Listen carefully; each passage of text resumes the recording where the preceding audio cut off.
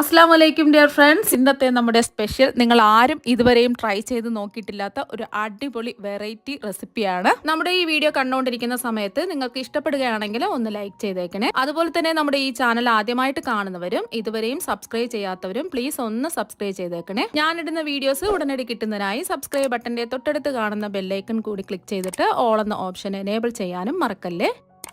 അപ്പോൾ ആദ്യം തന്നെ ഒരു പാനിലേക്ക് 250 ml കപ്പിന് 2.5 കപ്പ് വെള്ളം ഒഴിച്ചു കൊടുക്കാം. ഇതിപ്പോൾ ഞാൻ കപ്പ് അളവാണ് എടുത്തിട്ടുള്ളത്. ഇതിന് പകരമായിട്ട് നിങ്ങൾക്ക് അളവ് കപ്പില്ല എന്നുണ്ടെങ്കിൽ ഗ്ലാസിന്റെ അളവിൽ 2.5 ഗ്ലാസ് വെള്ളം എടുക്കുക. ബാക്കിയെല്ലാം ഗ്ലാസിന്റെ അളവിൽ തന്നെ അളന്നെടുക്കുക.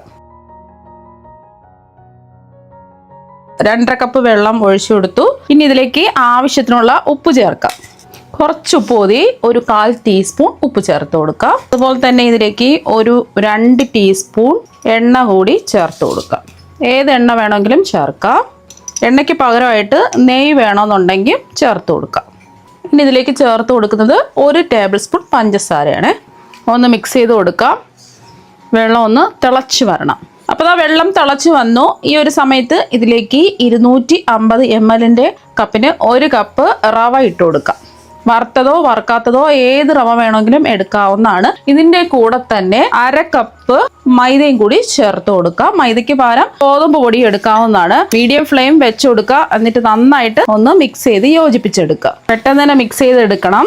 റവ വെള്ളം വലിച്ചെടുക്കും. ഇപ്പൊ കടലെ റവ വെള്ളമൊക്കെ വലിച്ചെടുത്ത് ഡ്രൈ ആയിട്ട് വന്നിട്ടുണ്ട്. പാനിൽ നിന്ന് ഇതുപോലെ വിട്ട് വരണം. ഈ ഒരു സമയം നമുക്ക് ഇത് ചൂട് മാറാൻ വേണ്ടിയിട്ട് ഒരു പ്ലേറ്റിലേക്ക് മാറ്റാം. അപ്പോൾ ദാ മാവ് നമ്മൾ റെഡിയാക്കി എടുത്തത് ഒരു പ്ലേറ്റിലേക്ക് ചൂട് മാറാൻ വേണ്ടിയിട്ട് മാറ്റി വെച്ചു. ചെറിയൊരു ചൂടുണ്ട്, കുഴപ്പമില്ല. ഇതിലേക്ക് 1 ടേബിൾ സ്പൂൺ എള്ള് ചേർത്ത് കൊടുക്കാം. എള്ള് ചേർത്ത് കൊടുക്കുമ്പോൾ നല്ലൊരു പ്രത്യേക ടേസ്റ്റ് ആയിരിക്കും. ഉണ്ടെന്നുണ്ടെങ്കിൽ ചേർത്ത് കൊടുക്കുക, ഇല്ലാന്നുണ്ടെങ്കിൽ ചേർക്കേണ്ട ആവശ്യമില്ല.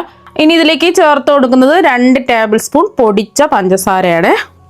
മിക്സിയുടെ ചെറിയ ജാറിലിട്ടിട്ട് ഒന്ന് പൊടിച്ചെടുക്കുക. ഇനി ഇതിലേക്ക് ചേർത്ത് കൊടുക്കുന്നത് ബേക്കിംഗ് സോഡയാണ്. അപ്പത്തിനൊക്കെ ചേർക്കുന്ന അപ്പക്കാരോടെ. ഇത് ഒരുപാട് ചേർക്കരുത്, ഒരു നുള്ള് ചേർത്ത് കൊടുത്താൽ മതി. ഈ പലഹാരം നല്ല സോഫ്റ്റായി കിട്ടുന്നതിനും ഉള്ളൊക്കെ നല്ലോണം ഒന്ന് വെന്ത് വീർത്ത് വരുന്നതിനും വേണ്ടിയിട്ടാണ് സോഡാപ്പൊടി ചേർത്ത് കൊടുക്കുന്നത്.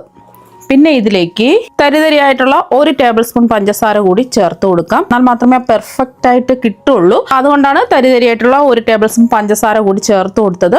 നിങ്ങൾ എടുക്കുന്ന സമയത്ത് പഞ്ചസാര പൊടിച്ച് ചേർക്കുമ്പോൾ കുറച്ച് മധുരം മതിയെന്നുണ്ടെങ്കിൽ 1 ടേബിൾ സ്പൂൺ പഞ്ചസാര എടുത്താൽ മതിയാകും. നമ്മൾ മാവ് വെള്ളത്തിൽ നമ്മൾ വെച്ച സമയത്ത് പഞ്ചസാര ചേർത്തിട്ടുണ്ട്. അപ്പം കുറച്ച് മധുരം മതി എന്നുണ്ടെങ്കിൽ കുറച്ച് പഞ്ചസാര ചേർത്ത് കൊടുത്താൽ മതി. എന്നിട്ട് കൈ കൊണ്ട് നല്ലോണം ഒന്ന് മിക്സ് ചെയ്ത് കുഴച്ച് എടുക്കാം. നല്ലതുപോലെ കുഴച്ച് സോഫ്റ്റ് ആക്കി എടുക്കാം. അപ്പൊ മാവ് 2-3 മിനിറ്റ് കുഴച്ചുരുട്ടി സോഫ്റ്റ് ആക്കി എടുത്തിട്ടുണ്ട്. ഇനി കുറച്ച് സമയം നമുക്ക് ഒന്ന് മൂടി വെച്ച് റെസ്റ്റ് ചെയ്യാൻ വെക്കാം. ഒരുപാട് സമയമൊന്നും വേണ്ട, മാവൊന്ന് സെറ്റ് ആയി കിട്ടണം. ഇപ്പൊ നമ്മള് മാവ് ഉരുട്ടി റെസ്റ്റ് ചെയ്യാൻ വെച്ചിട്ട് ഒരു 10 മിനിറ്റ് ആയി.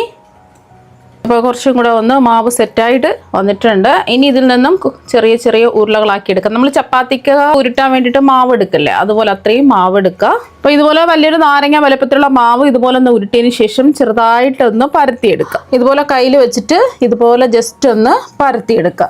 ജസ്റ്റ് ഇതുപോലെ ഒന്ന് പരത്തിയെടുത്താൽ മതി. നമ്മൾ ചെറുതായിട്ടൊന്ന് പരത്തിയെടുത്ത മാവ് ഫ്രൈ ചെയ്യണം. അതിന് വേണ്ടിയിട്ട് കുറച്ച് എണ്ണ ചൂടാക്കാൻ വെച്ചിട്ടുണ്ട്. എണ്ണ നല്ലതുപോലെ ഒന്ന് ചൂടായതിനു ശേഷം ലോ ടു മീഡിയം ഫ്ലെയിം വെച്ച് കൊടുക്കുക. ഓരോന്നായിട്ട് നമ്മൾ പരത്തിയെടുത്ത മാവ് ഇട്ട് കൊടുക്കാം. കുറച്ചായിട്ടിട്ട് ഇതൊന്ന് ഫ്രൈ ചെയ്തെടുക്കാം. ഉള്ളൊക്കെ നന്നായിട്ട് വെന്ത് കിട്ടണമെന്നുണ്ടെങ്കിൽ ലോ ടു മീഡിയം ഫ്ലെയിമിൽ വെച്ച് കൊടുക്കാം.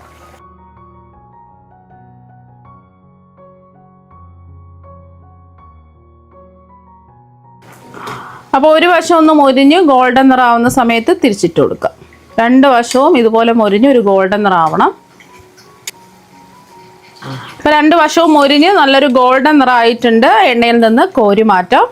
ഇതുപോലെ ബാക്കിയെല്ലാം നമുക്ക് ഫ്രൈ ചെയ്തെടുക്കാം.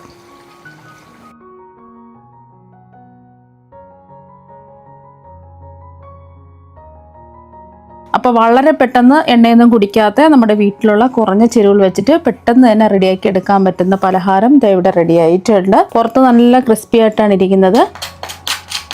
അപ്പം ഇത് നമുക്ക് വെറുതെ കഴിക്കാൻ തോന്നുമ്പോൾ ഉണ്ടാക്കി കഴിക്കാം. അതുപോലെ തന്നെ സ്കൂൾ വിട്ട് വരുന്ന കുട്ടികൾക്കും ചായ പലഹാരമായിട്ടും വെറുതെ കഴിക്കാനും ഒക്കെ നല്ല ടേസ്റ്റാണ്.